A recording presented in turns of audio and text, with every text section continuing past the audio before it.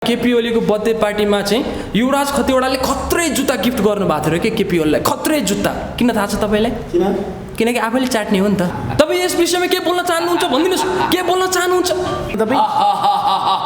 तपाईँ त विजय साईकै पक्षको जस्तो लाग्यो मलाई चाहिँ एउटै जर्सीवाला हो अर्जेन्टिनाको टी सर्ट खोज्न गएको परेछ जर्मनीको फुलको आँखामा फुले संसार प्रेयसीको यादमा रातभरि रुँदा रुँदै मेरो रुमाल यसरी भिज्यो कि बिहान उठेर निचर्दा तर आँसु चुइयो। उहाँले यो टी सर्ट पनि कपडा नभएर लगाएको होइन उहाँ ठुलो फ्यान हो कि मैले कुलमान घिसिङको बारेमा आफ्नो कला मार्फत व्यक्त गर्ने हो अफकोर्स ल्याउनु पर्छ भन्ने माग उहाँलाई त मन्त्री पद होइन कि अहिले उहाँ जुन पदमा जाँदै हुनुहुन्छ नि त्यो एप्रोप्रिएट छ।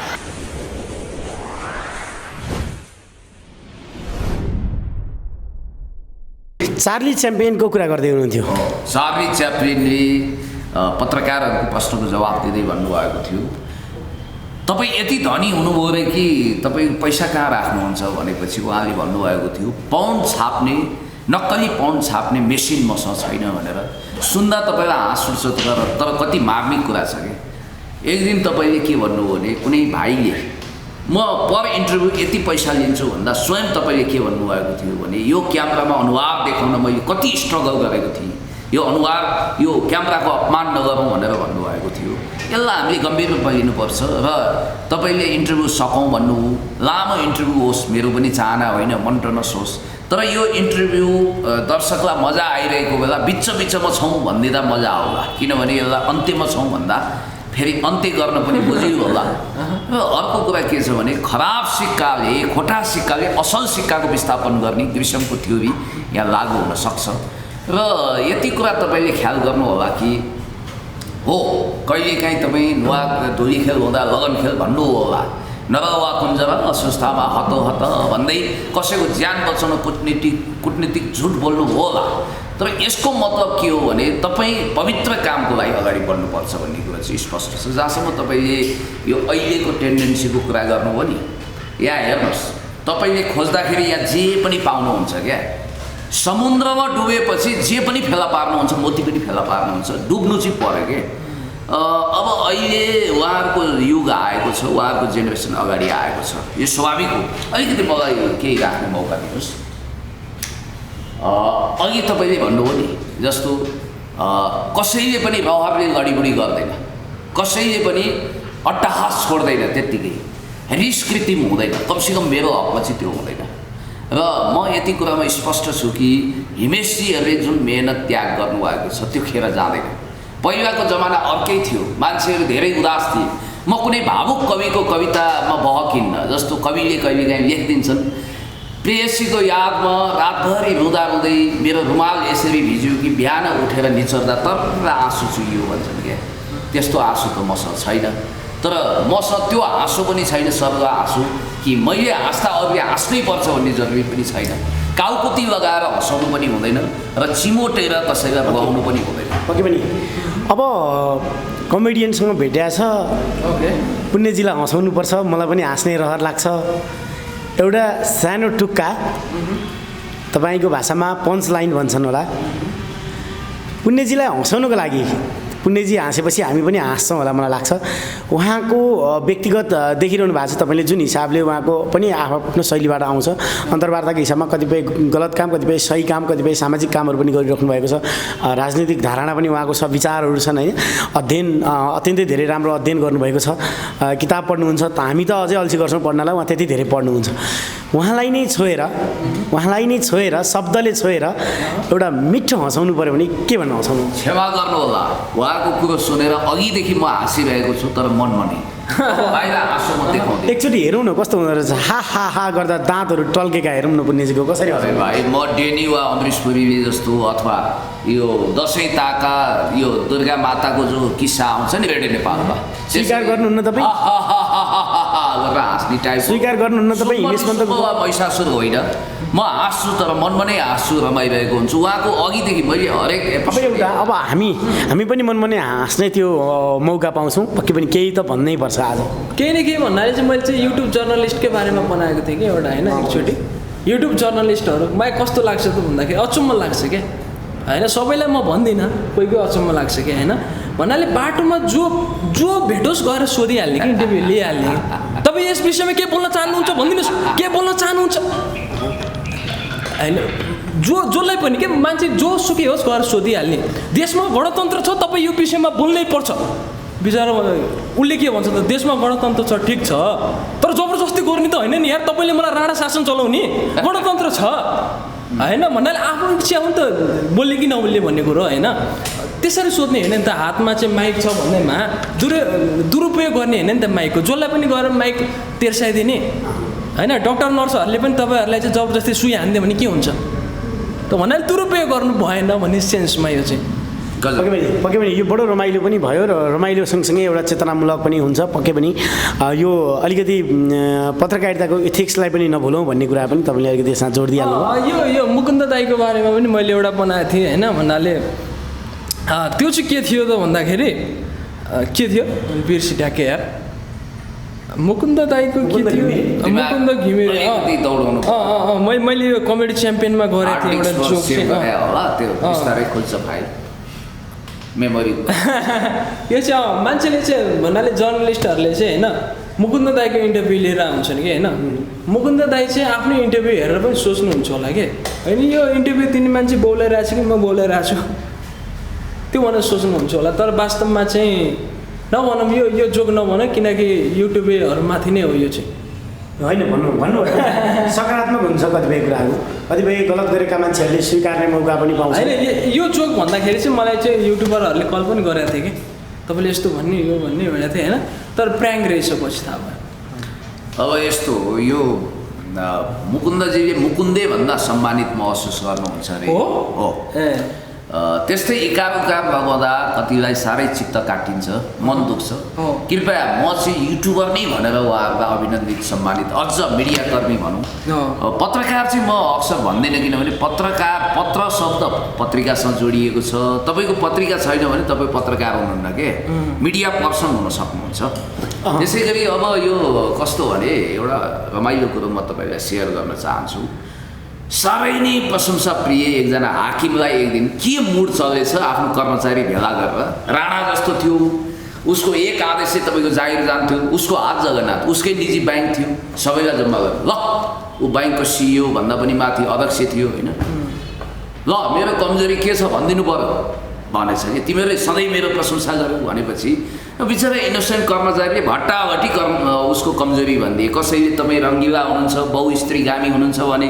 कसैले तपाईँ खर्चालु हुनुहुन्छ भने कसैले तपाईँको कमजोरी नै प्रशंसा प्रियता हो भने एउटा साह्रै टाठो मान्छे चाहिँ रिजर्भ बसेछ क्या तिमी बोलेको छैन के छ मेरो कमजोरी भन त भनेपछि के भनौँ सर यहाँको विषयमा त हजार जिब्रा भएका शेषनागले पनि वर्णन गर्न सक्दैन एउटा यस्तो महान कमजोरी छ जसलाई मैले कहिले भन्न सकिनँ आज आदेश पाएँ म भन्ने थिएँ भने भनिसकेपछि महोदय सर तपाईँको एउटा महान कमजोरी के छ भने तपाईँ रातभरि पढेर तपाईँको आँखा खराब भइसक्यो स्वास्थ्य खराब भइसक्यो भनेपछि वाह क्या बात ल यसलाई डबल प्रमोसन भनेर डबल प्रमोसन हानेछन् हुँदो भएको कुरो चाहिँ के रहेछ भने ऊ रातभरि मदिरा र स्त्रीमा लेस हुँदो रहेछ क्या भनाइको मतलब रक्सी र केटीमा झुम्दो रहेछ हेर्नुहोस् झुटो बोलेको पनि कति मिठो गरी डिप्लोमेटिक साँचो बोल्नेहरू सजाय पाए जे हो त्यही भनिदिए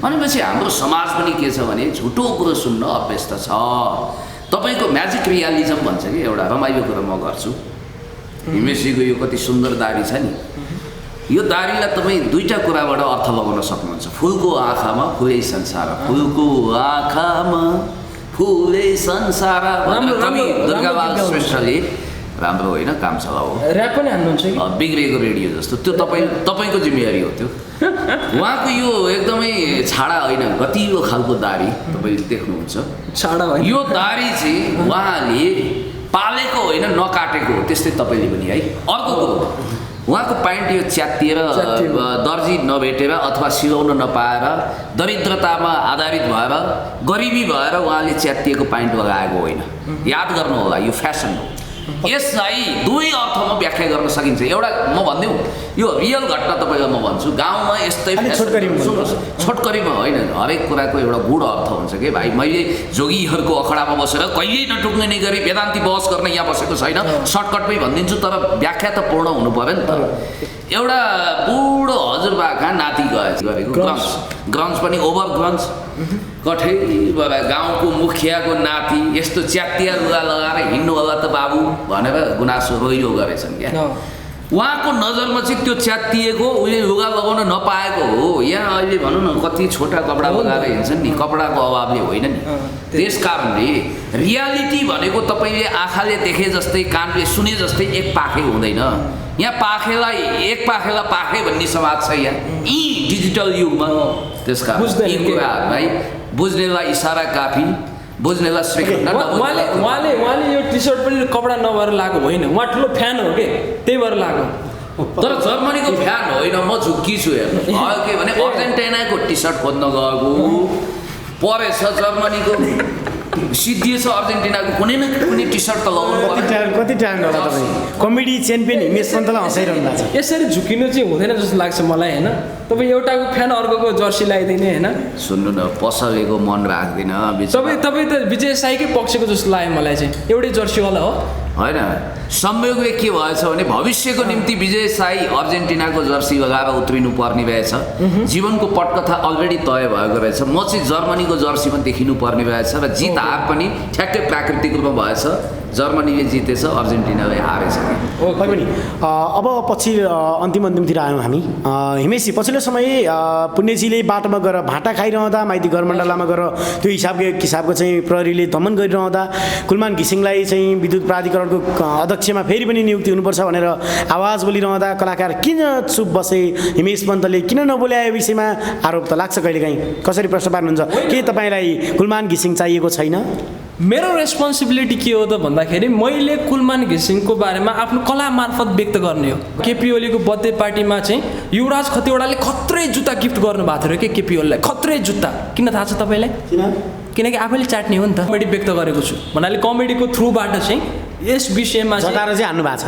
एकदमै मैले गरेको छु। अब यो सायद अब अनलाइनमा आउँछ, 2-4 दिनपछि सायद आउँछ होला। अनिवार्य भएको छैन। पक्कै पनि त्यही कारणले होला हामीले देख्न पाएनौँ। र मैले चाहिँ स्ट्याटसहरू पनि पोस्ट गरिराखेको हुन्छु, म आफ्नो ओपिनियनहरू राखेको हुन्छु। के लाग्छ कुलमान घिसिङलाई फेरि पनि विद्युत प्राधिकरणको कार्यकारी अध्यक्षमा फेरि पनि ल्याउनु पर्छ भन्ने माग हो तपाईँको? अफकोर्स ल्याउनु पर्छ भन्ने माग हो। मैले त अघि हामीले सो गर्दाखेरि पनि हामीले यही विषयमा कुरा गरेका थियौँ होइन। उहाँ सक्षम हुनुहुन्छ, उहाँले काम गरेर देखाउनु भएको छ। उहाँको त्यो भन्नाले त्यो एउटा रेस्पोन्सिबिलिटी जुन छ नि उहाँले पुरा गर्नुभएको छ। उहाँ फेरि पनि आउनु पर्छ जस्तो हामीलाई फिल हुन्थ्यो, तर गभर्मेन्टले चाहिँ सुनेको जस्तो देखिएन। गभर्मेन्ट चाहिँ यो विषयमा चाहिँ चुकेकै हो जस्तो लाग्छ मलाई चाहिँ। पक्कै पनि अब यो कहिलेकाहीँ फिल हुन्छ आजभोलि अलिकति बढी बत्ती जान थाले हो, त्यस्तो लाग्छ तपाईँलाई? त्यो बत्ती चाहिँ हल्का हल्का जान थालेको हो, तर जान पनि सक्छ भन्न सकिन्न। यो हामीलाई पनि थाहा नहुने हिसाबले अलिअलि चाहिँ हाने हो कि जस्तो चाहिँ लाग्छ। थाहा नहुने हिसाबले लोड सेडिङ पनि एक्ज्याक्टली त्यो लाग्छ भन्नाले यो गभर्मेन्टले लिएको डिसिजन चाहिँ गलत छ जस्तो लाग्छ। यो विषयमा चाहिँ युवराज खतिवडाको कुरा छोडिदिउँ, कुलमान घिसिङको विषयमा चाहिँ गभर्मेन्टले गलत डिसिजन लिएको हो, फेरि उहाँ हुनु पर्थ्यो जस्तो लाग्छ। युवराज खतिवडालाई राजदूत बनाउने गभर्मेन्ट कुलमान घिसिङलाई फेरि विद्युत प्राधिकरणको अध्यक्षको पद किन दिन सक्दैन भन्ने प्रश्न कसरी राख्नुहुन्छ तपाईँ? एक्ज्याक्टली मैले यही कुरामा अघि पनि एउटा जोक मैले तपाईँले भनेको थिएँ होला होइन। योभन्दा अघिल्लो बर्थडे पार्टीमा केपी ओलीको बर्थडे पार्टीमा चाहिँ युवराज खतिवडाले खत्रै जुत्ता गिफ्ट गर्नुभएको थियो कि केपी ओलीलाई, खत्रै जुत्ता। किन थाहा छ तपाईँलाई? किनकि आफैले चाट्ने हो नि त। अब यो कमेडी के हुन्छ अनि जे होस् एकदम धेरै धेरै धन्यवाद। जे होस् यहाँहरूको पनि सपोर्ट अनि समर्थन कुलमान घिसिङमाथि रहन्छ भन्ने कुरा हामीले यहाँबाट आशय लिन सक्छौँ र सम्पूर्ण 3 करोड जनताले चाहेको कुलमान घिसिङलाई पुनर्नियुक्ति अथवा त्योभन्दा माथिल्लो दर्जामा रहेको कुनै पोस्टमा उहाँले नै नियन्त्रण गर्ने गरी कार्यान्वयन गरियोस् भन्न चाहन्छु। अन्त्यमा छौँ, पुण्यजी के भन्नुहुन्छ अन्त्यमा तपाईँलाई हेर्ने दर्शकहरू जसले तपाईँलाई पुण्य गौतम के हो भनेर उहाँहरू आफैले आफ्नो तरिकाले चिन्नुभएको छ, कसरी के भन्नुहुन्छ अन्त्यमा? यसमा थपथाप रफू मास्टरको भूमिकामा मलाई पनि देख्ने मौका दिनुहोस्। म यसको विषयमा केही असर गरेको यसको बारेमा यति मात्रै भन्छु कि कहिलेकाहीँ जसरी रुसी राष्ट्रपति भ्लादिमिर पुटिनले जर्मनीको लागि राजदूतको चाहना गरेर मिखाइल गोर्बाचोभको ढोकासम्म पुग्नु भएको थियो र 6 घन्टापछि अपमानित भएर फर्किनु भएको थियो। इतिहास यति निर्दयी पनि छ, दयालु पनि छ, कुटाई पनि दिन्छ, मिठाई पनि दिन्छ। ढुक्क हुनुहोस्। कुलमानजी भैँसी माग्दा भैँसी किन्दा पाडो उपहार भने जस्तै डबल लट्री तपाईँलाई लाग्न सक्छ। तपाईँ भविष्यमा सांसद हुन सक्नुहुन्छ, मन्त्री हुन सक्नुहुन्छ। सरेस हरेस हामी दुवैले खाँदैनौँ, मलाई थाहा छ। जहाँसम्म मलाई लाग्छ अब युवराज खतिवडाजीको विषयमा मैले यति मात्रै भनौँ कि right man in right place हुनुपर्छ। उहाँलाई त मन्त्री पद होइन कि अहिले उहाँ जुन पदमा जाँदै हुनुहुन्छ नि त्यो एप्रोप्रिएट छ भन्ने मान्छे। किनभने यहाँ त कस्तो देश हो भने ब्याचलर फेललाई चाहिँ राजदूत बनायो भनेर उफ्रिन्छन्। अब एउटा पिएचडी मान्छे प्लानिङ कमिसनको भाइस चेयरम्यान हुनुभयो, गभर्नर हुनुभयो राष्ट्र ब्याङ्कको, अन्तर्राष्ट्रिय मुद्रा कोषको पोलिसी पनि बुझ्नु भएको छ। कति कुरा मेरा पनि डिफर होलान् उहाँसँग। अब एउटा पिएचडी लेभलको मान्छेलाई राजदूत नदिएर के भैँसी गोठालालाई दिने त? Right man in right place अहिले चाहिँ भयो। अर्थमन्त्री हुँदा केही पोलिटिकल डिसिसन गर्नुपर्छ उहाँको पोलिटिकल। तपाईँले जुन हिसाबले जुत्ताको प्रहार गर्नुभयो त्यसले उहाँलाई छोएन। मैले यही प्रश्न अघि पनि गरेको थिएँ, किनकि युवराज खतिवडाको अप्सनमा अरू पनि त मान्छे थियो होला। हुनसक्छ त्यो एङ्गलबाट चाहिँ डिबेट। युवराज खतिवडा त्यस घाटामा गयो भन्छन् नि त उहाँले गर्दा, अर्थतन्त्र घाटामा गयो भन्छन् नि त। अब अहिले कोरोनाको कहर छ दुनियाँमा। जोसेफ स्टिग्लिजको प्रतिवेदन अध्ययन गर्नुहोस् तपाईँ, नोबल लरिएट होइन। म तपाईँलाई तथ्याङ्कसहित भन्न चाहन्छु, म त इकोनोमिक्सको पनि स्टुडेन्ट हुँ युनिभर्सिटीमा। त्यसकारण तपाईँलाई यति कुरा भन्छु, ग्लोबल इकोनोमिक क्राइसिस भएको बेला नेपालको इकोनोमी चाहिँ के रबिन्सन क्रुसोको एउटा एकान्त आइल्यान्ड टापु जस्तो भएर गुपचुप बस्न सक्दैन, किनभने हामी डब्लुटिओमा पनि जोडिएका छौँ। त्यसकारण ग्लोबल भिलेजको कन्सेप्टमा तपाईँ जानुपर्छ। र जहाँसम्म मलाई लाग्छ अब हेर्नुहोस्, हामी कहाँ कहिलेकाहीँ no news is best news भएर देखा पर्छ क्या। यो हामी कहाँ सन्दर्भ र बहसमा आउनै नपर्ने विषय पनि आइरहेको छ। जहाँसम्म दुःखका दिनहरूमा गरेको सहयोग भुल्नु हुँदैन। युवराजजीले कतै दुःखमा गरेको सहयोग सम्बन्धी परिणाम देखिन्छ, नभुलेको पनि हुन सक्छ, छिट्टै परिणाम आउँदैछ। र यति कुरा म भन्छु कि उहाँ संयुक्त राष्ट्रसङ्घको लागि महासचिव हुन गएको होइन, अमेरिकाको राष्ट्रपति हुन डोनाल्ड ट्रम्पको कुर्सी हडप्न इन्द्रासन बस्न गएको पनि होइन। त्यो एउटा सामान्य पद हो भनेर बुझ्नुहोस्। उहाँ नेपालको कार्यकारी प्रमुख पनि भएको होइन, बरु उहाँको त डिमोसन भयो। अर्थमन्त्री भइसकेको मान्छे राजदूतमा जानुभयो, उहाँले चाहना गर्नुभएको छैन। मुटु रोगी हुनुहुन्छ, मेरो दाजु जस्तै गङ्गालाल हस्पिटल धाइरहनु पर्ने मान्छे हुनुहुन्छ। त्यसकारण अन्तिममा यति भनौँ कि कुनै पनि कुरालाई गहिराइमा बुझौँ। कुलमानजीको सान्दर्भिकता सधैँ रहन्छ। हामीले जति पनि भिडियो अहिले हेर्नुहोस्, भर्खर यहाँ झ्याप्प बत्ती गयो, भिडियोको क्वालिटी म अभागीको पालामा कालो कालो आउने हो। यसै त कालो मान्छे दिलवालो छैन झन् भनेपछि मेरै पालामा बत्ती गएर यो पनि कुलमानजीकै कारण हो भनेर कसैले भन्यो भने त्यसलाई अच्छा खासा मान्नु पर्ला। र यति कुरा तपाईँ ख्याल गर्नुहोस् कि यो देशमा स्थितिको शासन ल्याउनको निम्ति उहाँहरूले जसरी आवाज बुलन्द गर्नुभएको छ, हामीले पनि लडेका छौँ, भिडेका छौँ। र रिठे झाँक्रीको काम जोखाना हेर्ने हो, नास्त्रेदमसको काम भविष्यवाणी गर्ने हो। मैले प्रतीकात्मक ज्योतिषलाई नास्त्रेदमसको प्रतीकमा उभ्याएँ। अनि चित्रकारको काम चित्र कोर्ने हुन्छ, कलाकारको काम कलाकारिता गर्ने हुन्छ। त्यसकारणले सडकमा आएर डाँडा भाटा खाएर हड्डी पसली भोग्ने जिम्मेवारी त हाम्रो हो नि। उहाँहरूलाई सुरक्षित बनाएर उहाँहरूको आवाज नै काफी छ। 10,000 हात्तीको बल बोकेको महाबली भीमसेन जस्तो तागतवर आवाज उहाँहरूले बुलन्द गर्ने। हामी चाहिँ सडकमा गएर डाँडा भाटा खाने हो, उहाँहरूलाई कुटाई खुवाउनु हुँदैन, मिठाई खुवाउने हो। थ्याङ्क यू भेरी मच, धेरै धेरै धन्यवाद। तर युवराज खतिवडाको केसमा चाहिँ मेरो चाहिँ डिसएग्री छ होइन। उहाँप्रति चाहिँ जस्तै उहाँले भन्नुभयो उहाँ बिरामी हुनुहुन्छ, हस्पिटल गइरहनु हुन्छ होइन भन्नाले बिरामी मान्छे किन पदमा बस्ने त? उहाँले किन दिने त? अप्सन खोज्ने नि। अमेरिकाको उत्कृष्ट हस्पिटलमा उपचार हुन्छ नि त उहाँको, होइन उहाँको उपचारको लागि होइन नि त, कामको लागि हो नि त। जे होस् मानवीय एङ्गल पनि राखौँ। अर्थमन्त्री भइसकेको मान्छे प्राइम मिनिस्टर इन वेटिङको स्ट्याटसमा रहन्छ। भारतको मनमोहन सिंह पनि हेर्नुहोस्। त्यसकारण त्यो पदमा पुगिसकेको मान्छे आज अम्बासडर नेकपाको चाहिँ अलिकति बचाउ नै गर्नु, बचाएको होइन, स्वाभाविक कुरो गरेको। मेरा पनि डिसएग्री होला नि। कतिले पुण्य गौतम त पनि राजदूतको लाइनमा किन नगएको, किन धापधाप्ती नधाएको भन्नु। मेरा बायोडाटाहरू कुनै मन्त्रालय पुगेका छैनन्, ढुक्क हुनुहोस्। र पुण्य गौतम जनताकै बिचमा रमाउन चाहन्छ जसरी हिमेशजी रमाउनुहुन्छ आफ्नो शैलीमा पक्कै पनि आफ्नो विधामा। यो अमूल्य समयको लागि धेरै धेरै धन्यवाद भन्न चाहन्छु। अन्त्यमा छौँ र अन्त्यको अन्तिम लाइनमा हिमेशजी के भन्नुहुन्छ? तपाईँलाई माया गर्ने, तपाईँलाई हिमेश पन्त भनेर चिनाउन सफल दर्शकहरूको लागि के भन्नुहुन्छ अन्त्यमा? भन्नाले सबै दर्शकप्रति म आभारी छु, पहिलेदेखि छु होइन। भन्नाले यसरी नै सपोर्ट गर्नुहोस् भन्न चाहन्छु। जसरी पहिला सपोर्ट गर्नुभएको थियो यसरी नै सपोर्ट गर्नुहोस्। हामी चाहिँ अब कमेडीमा पनि नयाँ नयाँ डिफ्रेन्ट टाइपको कन्टेन्टहरू ल्याउनको लागि तयार छौँ, रेडी छौँ, एक्साइटेड पनि छौँ। सो माया गरिदिनुहोस् भन्न चाहन्छु। Thank you. अमूल्य समयको लागि दुवैजनालाई धन्यवाद। मेरो समय चाहिँ अलि मूल्यवान हो, तपाईँको अमूल्य रहेछ।